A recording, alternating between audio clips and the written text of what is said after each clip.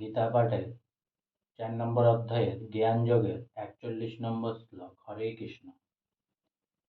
যোগ সংন্যস্ত কর্মাণং জ্ঞান সংচিন্ন সংশয়ং আত্মবন্তং ন কর্মাণি নিবধ্যন্তি ধনঞ্জয়। যোগ মানে কর্মযোগে ভগবক্তির দ্বারা, সংন্যস্ত মানে ত্যাগ করেন, কর্মাণম মানে কর্মফল, জ্ঞানম মানে জ্ঞানের দ্বারা, সংচ্ছিন্ন মানে ছেদন করেন, সংশয়ম সংশয়, আত্মবন্তম মানে আত্মবান, ন মানে না, কর্মাণি মানে কর্মসমূহ, নিবদন্তি মানে আবদ্ধ করতে পারেন, ধনঞ্জয় মানে এ ধনঞ্জয়।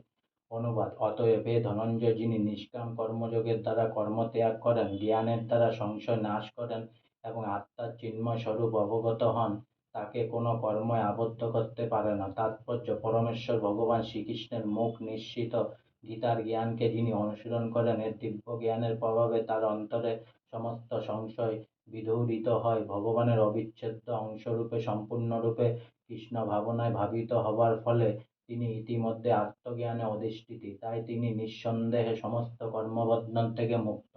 আজকে আমার গীতা পাঠের 4 নম্বর অধ্যায়ে জ্ঞান যোগে 41 নম্বর শ্লোক এখানেই সমাপ্ত হলো। তাই অনেক অনেক সাবস্ক্রাইব করুন, অনেক অনেক লাইক করুন, অনেক অনেক ভালো থাকুন, অনেক অনেক সুস্থ থাকুন, অনেক অনেক হেল্প করতে থাকুন সবাই সবাই। আর সঙ্গে বলুন হরে কৃষ্ণ কৃষ্ণ কৃষ্ণ হরে হরে, হরে রাম রাম রাম হরে হরে। রাধে রাধে।